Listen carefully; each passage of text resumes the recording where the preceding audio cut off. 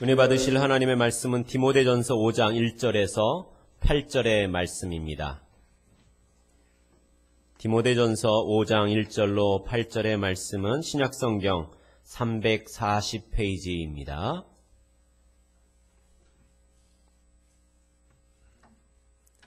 디모데전서 5장 1절로 8절의 말씀, 우리 다 같이 믿음으로 합독하시겠습니다. 늙은이를 꾸짖지 말고 권하되 아버지에게 하듯 하며 젊은이에게는 형제에게 하듯 하고 늙은 여자에게는 어머니에게 하듯 하며 젊은 여자에게는 온전히 깨끗함으로 자매에게 하듯 하라. 참 과부인 과부를 존대하라. 만일 어떤 과부에게 자녀나 손자들이 있거든 그들로 먼저 자기 집에서 효를 행하여 부모에게 보답하기를 배우게 하라. 이것이 하나님 앞에 받으실 만한 것이니라. 참 과부로서 외로운 자는 하나님께 소망을 두어 주야로 항상 기도와 간구와 기도를 하거니와 향락을 좋아하는 자는 살아있으나 죽었느니라. 내가 또한 이것을 명하여 그들로 책망받을 것이 없게 하라. 누구든지 자기 친족 특히 자기 가족을 돌보지 아니하면 믿음을 배반한 자요 불신자보다 더 악한 자니라. 아멘. 함께 합독했던 말씀 중심으로 그리스도인의 효라는 제목으로 연애 말씀을 나누겠습니다. 이 가시고기라는 물고기가 있습니다. 가시고기. 이 가시고기 물고기를 대상으로 해서 재료로 해서 소재로 해서 영화 소설을 쓴 게 있습니다. 백혈병에 걸린 아들을 고치기 위해서 생명까지도 희생하는 한 아버지의 사랑, 자식에 대한 사랑을 그린 작품입니다. 실제로 이 가시고기, 이 물고기는요, 사랑이 지극합니다. 새끼를 낳잖아요. 어미 가시고기는 이 알을 낳아가지고 새끼가 이렇게 부화할 수 있도록 그렇게 하는데, 새끼가 아니고 알을 낳은 후에 어미 물고기는 어디는 거 도망가 버려요. 어떻게 보면 되게 못된 것 같죠? 어디는 거 가버리지만은, 아위 물고기는요, 그 알이 부화될 동안에 먹지도 않고 자지도 않고 한시도 그 알을 떠나지 않는다고 그럽니다. 돌보는 거예요. 새끼가 부화될 때까지. 그러면은 아위 가시고기는 아직 먹이를 찾을 수 없는 어린 새끼들이 자라야 되잖아요. 부화하고 나면은.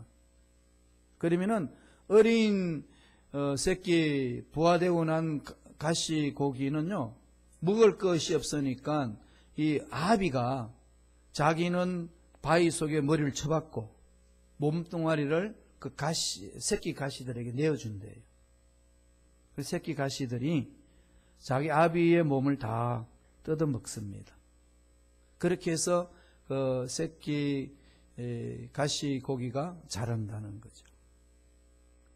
그러니까 자신의 몸뚱아리마저도 새끼들의 먹이로 내놓는 정말 한없는 사랑이 가시고기에게 있다고 합니다.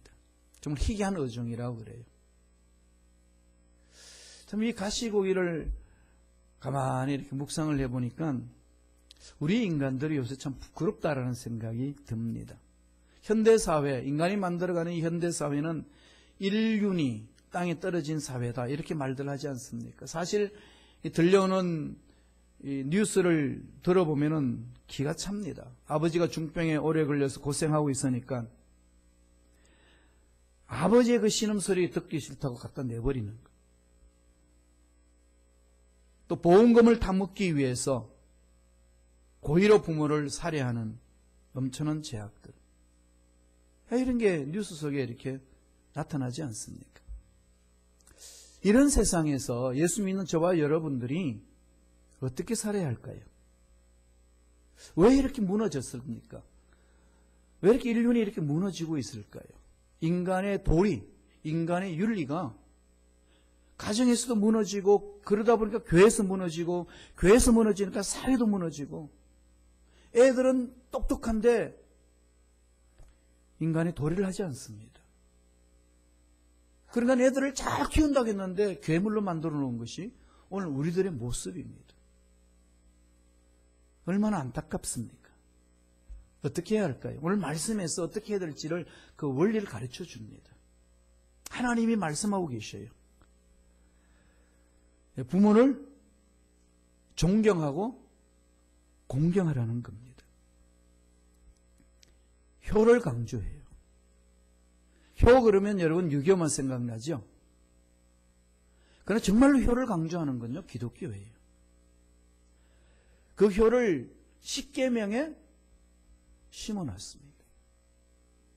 하나님과 우리의 관계를 어떻게 살 것인가에 대해서 어떻게 생활할 것인가, 하나님의 삶을 어떻게 체험해 살 것인가에 대한 계명 1계명에서 4계명이잖아요. 그리고 하나님의 사랑을 체험한 우리들이 어떻게 사람들과 관계를 살 것인가에 출발한 것이 5계명에서 10계명까지입니다. 그 5계명이 뭔가요? 살인하지 말라 보다도 먼저 우리 인륜에 있어서 가장 기초가 되어야 될 원리, 그걸 하나님이 계명 속에 심어두셨습니다. 그게 뭡니까? 부모를 공경하라. 부모를 공경하라는 거죠.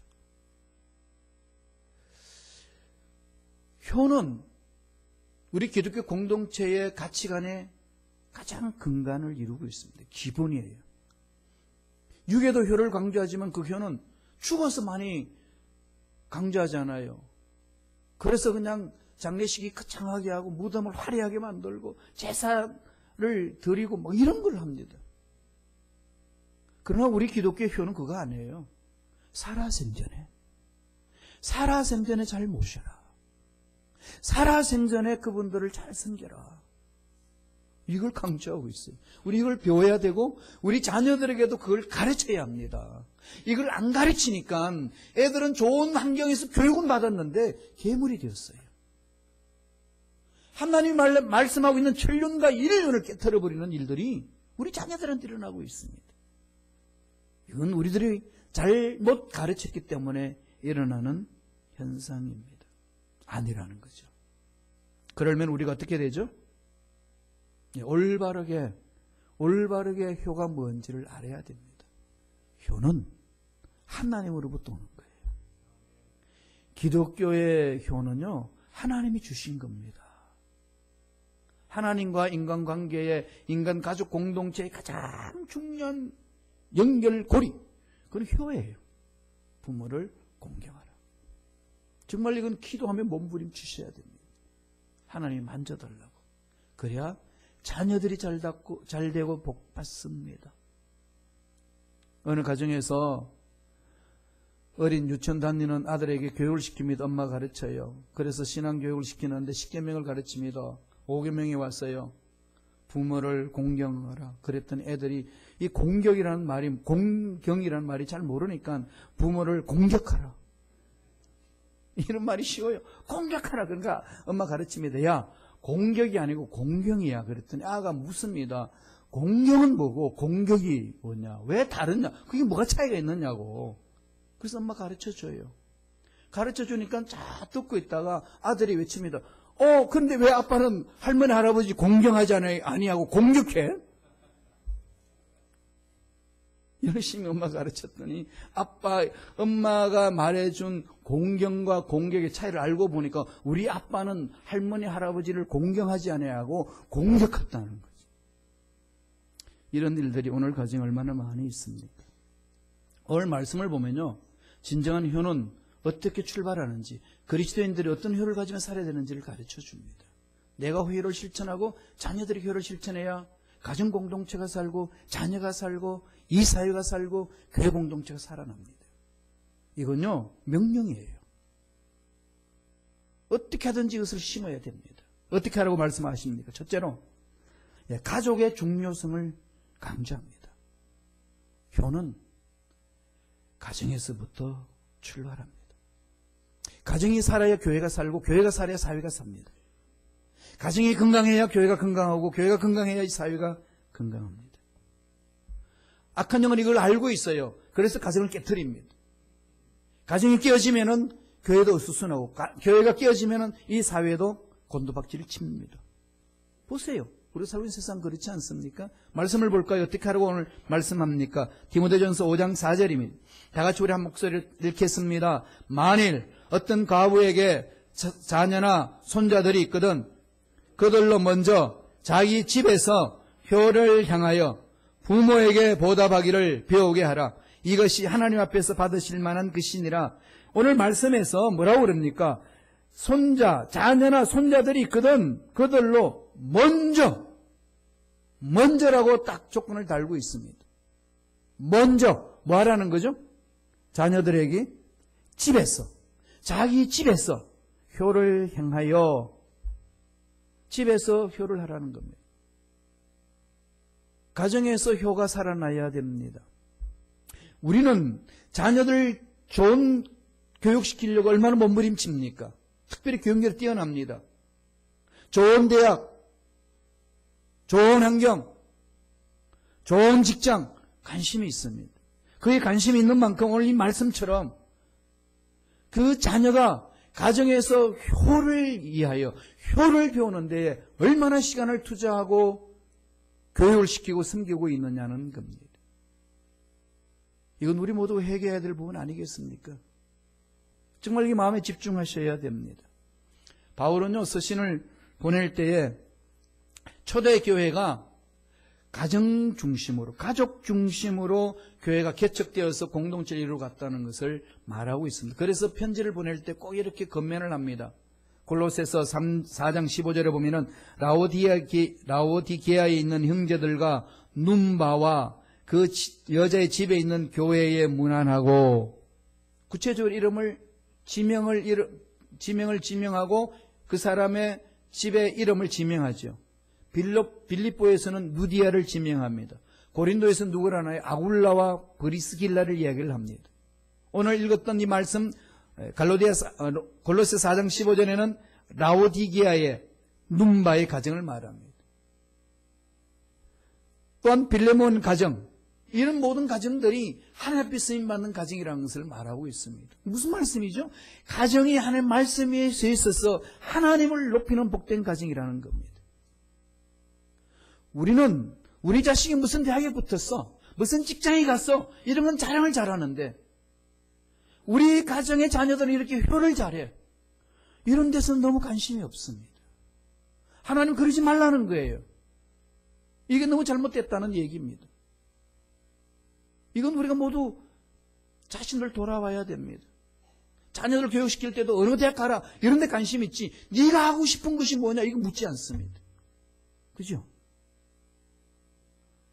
최고의 대학 이름을 들먹이면서 거기 가는 것, 네가 왜 가야 되는지 이유 없이 무조건 그 좋은 대학에 가야 된다는 것, 이걸 밀어붙이는 게 우리의 심성 아닌가요? 네가 뭘 원하느냐, 네가 하고 싶은 걸 해라. 그렇게 해서 너와 나의 관계 속에 사랑의 관계로 맺어지고 하나님이 너를 통해서 하실 일이 있다는 것을 가르치면서 정말로 그 가정 속에 효가 일어나는 것에 대해서 집중해야 되는데 우리 이런 것을 많이 놓치고 있다는 얘기입니다. 선교지마다 사도 바울은 가정 중심으로 써야 된다고 가르칩니다. 오늘 말씀을 볼까요? 교회 공동체 일을 하려면요, 지도자들이 가정에서 본이 돼야 되고 하나님을 높이고 부모에게 효를 하고 자녀들을 잘 다스려야 된다고 가르칩니다. 감독을 말하는 것이 감독 오늘날 목사님들을 말하고 있어요. 또 장로님들을 말합니다. 한번 읽어볼까요? 디모데전서 3장 4절입니다. 하나님 일꾼에 대해서 말하고 있어요. 다 같이 읽습니다. 자기 집을 잘 다스려 자녀들로 모든 공손함으로 복종하게 하는 자라야 할지며, 집을 잘 다스리며 자녀들로 모든 공손함으로 말씀에 쓰게 하는 것. 여기는 시간을 투자해야 된다는 거죠. 3장 5절 보세요. 여러분 성경을 어떻게 읽으라고 그랬죠? 내 귀에 들리도록, 내 피부가 알아들을 수 있도록 어물어물하지 말고요, 그냥 외치세요. 다 같이 읽어볼까요? 디모데전서 3장 5절입니다. 읽습니다. 사람이 자기 집을 다스릴 줄 알지 못하면 어찌 하나님의 교회를 돌보리. 이게 참 너무 아프죠? 우리 주의 종들이 교회의 부흥을 위하여 교회의 성도를 섬기는데 온 집중을 하다 보니까 가족을 그냥 내팽개치고 여기만 집중하니까 우리 목회자 자녀들의 삐뚤어지는 모습이 여기저기 있습니다. 너무 아파요. 정말 너무 아픕니다. 선배님이 그러시더라고요. 자녀하고 약속이 있는데 영화 보러 가기로 약속했는데 성도님이 신방해달라고 요청을 하면 어떻게 하게 되냐고. 이걸 어떻게 해야 될까요? 자녀들을 하고 극장 가는 건 신방 아닌가요? 예, 우리는 그렇게 다 던져버린다는 거죠. 자녀들과 함께 지내는, 목회자의 가정에 자녀들과 함께 지내는 것, 신방이잖아요. 그런데 우리가 신방이라고 정의는 하지만, 그렇게 마음을 놓기가, 그 속에 던지기가 너무 어렵습니다. 그러니까 열외가 되는 거죠. 그래서 나중에 목사님 자녀들 그래요. 아빠, 우리하고 놀아준 적 얼마나 있어? 선배 목사님 지금 그러고 있어요. 그러셔요. 그렇게 한탄한다는 겁니다. 오늘 말씀을 보니까 어떻게 하죠? 사람이 자기 집을 다스릴 줄 알지 못하면 어찌 하나님의 교회를 돌보리. 가정이 그렇게 중요하다는 것을 강조합니다. 효는 가정에서 시작합니다. 그죠? 효자가 있을 때에 자녀도 효자가 됩니다. 이런 것이 깨어지면은 가정 깨어지는 거 아니겠어요? 명목상의 부모와 자녀의 관계가 있을 뿐이지 이 관계 다 깨집니다. 현대 사회 그런 걸 어떻게 그렇게 쉽게 넘겨보는 게 많이 있습니다. 자신이 낳은 아들을 쉽게 버리고 가출하는 아내가 있는가 반면에 가족들을 내팽개치고 바깥 돌아다니는 방황하는 가장들이 있습니다. 자신을 길러주고 낳아주고 길러주신 부모 병들었다고 내팽개치는 자식들이 많습니다. 보험금을 타려고 아내를 죽이고 남편을 죽이고 부모를 죽이는 일들이 이 하나님 형상을 입은 인간들이 사는 공동체에 일어나고 있습니다. 재산 상속 문제로서 칼부림이 있잖아요. 이게 인간이 악하니까 어쩔 수 없다라고 우리가 팽개쳐야 되나요? 오늘 말씀을 봐야 됩니다. 우리 말씀을 하나님 주신 이 계명을 쉽게 내팽개쳐서는 안 된다는 거예요. 예수 믿지 않는 사람 그냥 내팽개치나요? 가족 중에 예수 믿지 않는 사람에 대해서 우리 통곡을 하며 부르짖어야 되지 않겠습니까? 영적으로 돌봐야 된다는 거죠. 끊임없이 가족을 위해서 기도해야 됩니다. 그래서 제가 여러분에게 정말 권면합니다. 우리 교회 이전하면은 새로운 분위기를 한번 만들어 봅시다. 이제 시스템도 새롭게 해야 되고 뭔가 구역과의 관계도 새롭게 해야 되고 모든 일들 새롭게 해야 될 부분 아니겠습니까? 지난 거 다 틀어버리고 이제 새롭게 시작하는 때가 왔습니다. 32주년을 맞이하여서 눈앞에 와 있어요. 그럼 준비해야 합니다. 기도로. 정말 여러분에게 부탁드리고 싶은 것은 3, 4대가 함께 모이는 예배 공동체, 3, 4대가 예배 드리는 교회 공동체, 꿈을 꾸며 한번 달려가 봅시다. 나 소망이 있어요. 이렇게 뿔뿔이 흩어지는 게 아니라 우리 한번 기도하면서 우리의 마음을 준비하고 나면은 이루어질 수 있지 않겠어요? 우리 자녀들이 나와서 예배 드릴 수 있는 공동체를 만들면 되지요. 그들이 와서 교육받을 수 있는 시스템을 만들면 되지 않겠습니까? 안 된다는 말보다도 한번 해봅시다. 하나님, 3, 4대가 모여서 드리는 예배 공동체가 되기를 원합니다. 꿈꾸며 나아갈 때에 우리의 기도 소리를 들어주시고 한 은혜를 맛볼 수 있도록 축복해 주시리라 믿습니다. 바울은요, 자기 골육 친척을 위해서 이렇게 기도합니다. 로마서 9장 3절 한번 볼까요? 다 같이 한 목소리 천천히 읽겠습니다. 나의 형제 곧 골육의 친척을 위하여 내 자신이 저주를 받아 그리스도에게서 끊어질지라도 원하는 바로다. 골육의 친척을 위하여 그들이 구원받지 못하는 것, 그들이 말씀 안에 서지 못하는 것, 이거 내팽개칠 수 없다는 겁니다. 우리는 이 부분에 대해서 너무나도 소홀했습니다.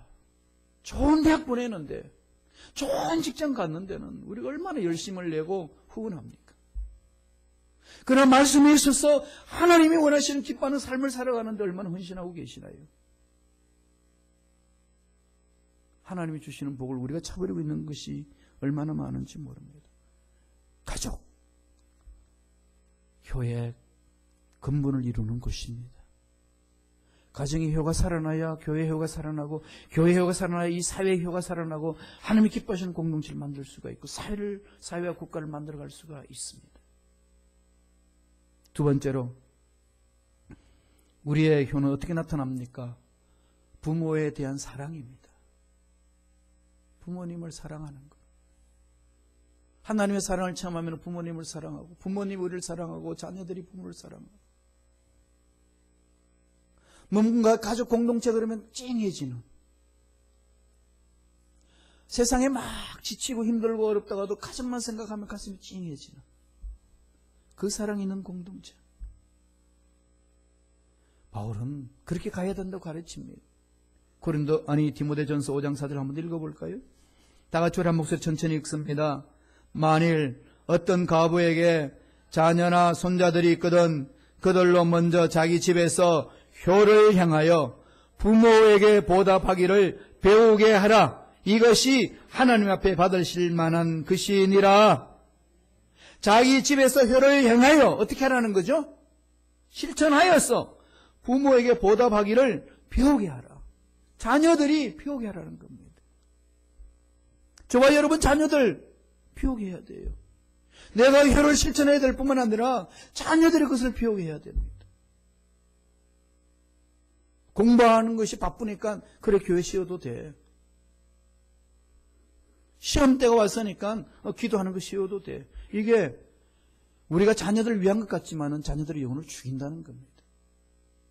매달려야 돼요. 우리 모두 매달려야 됩니다. 어느 누가 이 말씀에 자신 있게 외칠 수 있습니까? 난 이렇게 했습니다라고 누가 자신 있게 말할 수 있겠습니까? 아무도 없습니다. 그러나 우리 이 말씀을 우리 삶의 가치 기준을 삼고 달려가야 됩니다. 부모에게 보답하기를 배우게 하라. 이 말로 안 되죠. 내가 부모를 그렇게 섬겨야 자녀들도 그걸 배웁니다.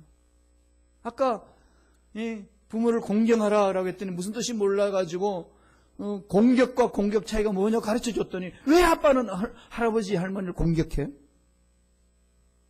그냥 입에서 툭 튀어나오는 거죠. 자녀들 입에는. 왜 그럴까요? 삶을 안 보여주는 거 아니겠습니까? 자녀들은 그냥 우리 뒷모습을 바라보면서 그것을 배워나갑니다. 문제가 일어난다는 거죠. 미국 20대 대통령 가필드라는 대통령이 있습니다. 이분 취임날이 되었는데 시간이 다 되어도 십장이 나타나지 않았습니다. 참모들이 발을 동동 구르고 있었습니다. 한참 후에 그게 보좌관들하고 나타나셨어요. 알고 보니까 가필드 대통령이 한 노인을 부축하여 식장에 들었습니다. 누굴까요? 가필드의 어머니였습니다. 너무 늙어서 거동하기 힘드시니까 난 취임식장에 가지 않겠노라고. 내가 TV를 통해 지켜보겠노라고. 그랬더니 가필드가 그럽니다. 어머니가 안 가시면 저도 안 가겠습니다. 그런데 그 어머니를 설득하느라고 시간이 걸렸다는 겁니다. 그리고 취임 연설장에서 이렇게 했습니다. 제가 이렇게 영광의 자리에 오르게 된 것은 다 여기 계시는 저의 어머님의 은혜입니다. 저는 어머니 말씀에 순종했고 하나님의 말씀에 몸부림치며 기도하는 그 어머님을 닮아서 그 말씀에 순종했던 자리가 지금 여기 대통령의 자리까지 왔습니다. 그 어머니 은혜에 보답하면서 취임 시간은 그 자리에 모셔와서 실질로 보여드리면서 어머님에 대한 은혜에 보답하는 그 연설. 정말 감동적이었다고 합니다. 부모에게 보답하기를 배우게 하라. 배우겠지? 그랬으면 안 됩니다. 배우게 하라. 그죠? 가르쳐야 돼요. 한 달에 용돈 너 얼마 줘야 돼? 가르쳐야 된다니까요. 주겠지. 안 주면 섭섭해하고 삐지고 이러지 마시고요. 가르쳐야 돼.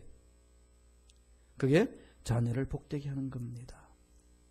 효란, 부모님께로부터 받은 것을 되돌려드리는 걸 말합니다. 자녀, 손자들이 배우게 해야 합니다. 배우게 하라고 그랬습니다.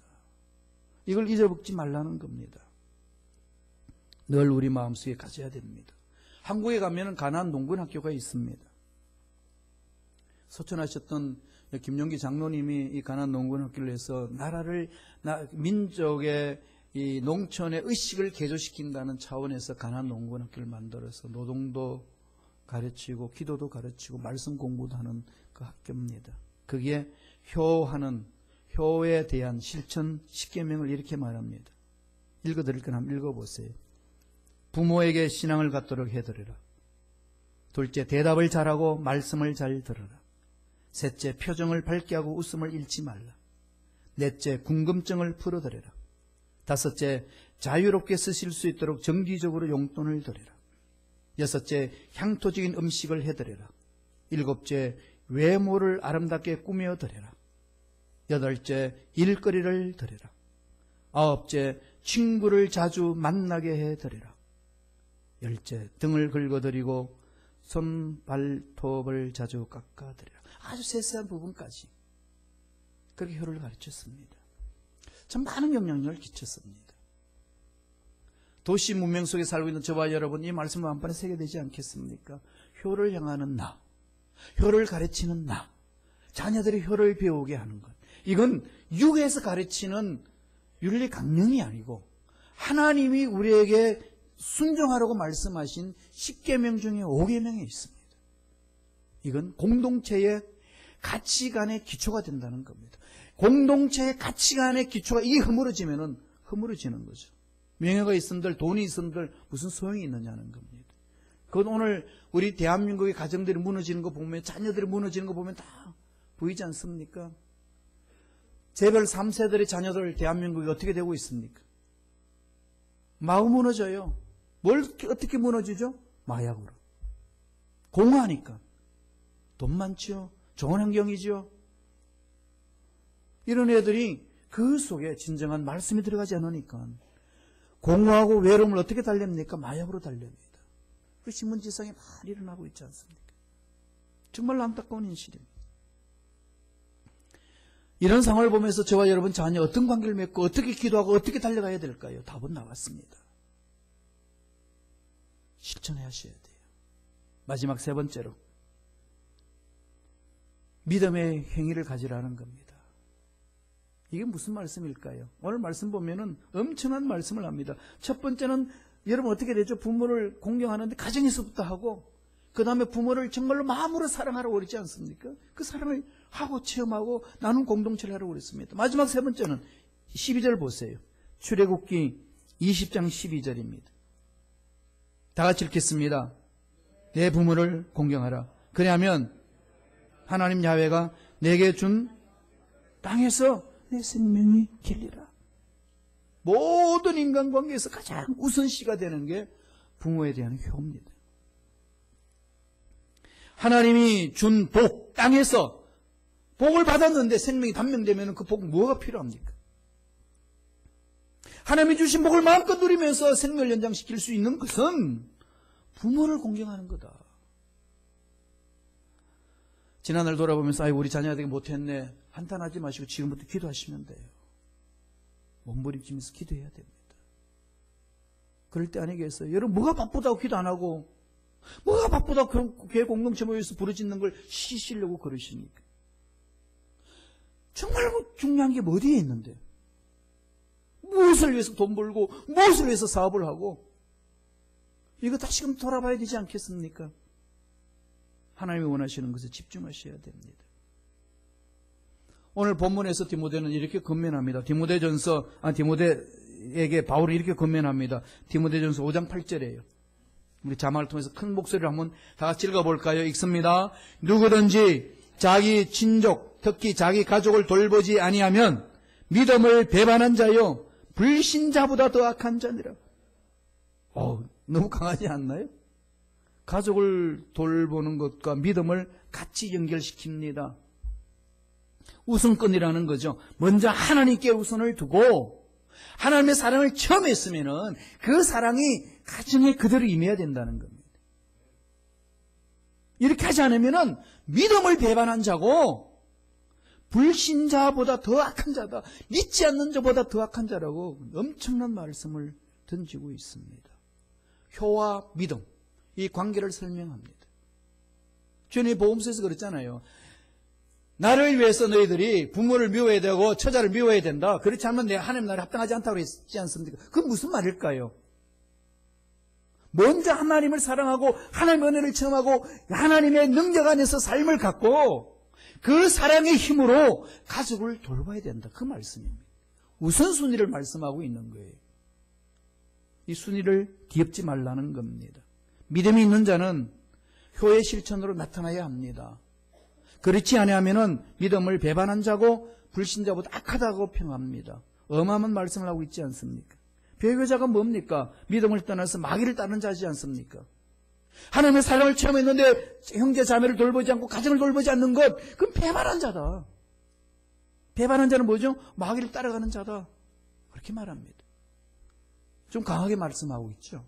디모데전서 4장 1절에 마지막 때에 어떤 자들이 믿음에서 떠나 미혹하는 영들과 마귀들의 교리를 따르리라 하셨으니, 마귀들의 교리를 따르는요 가짜 그리스도인들이 많습니다.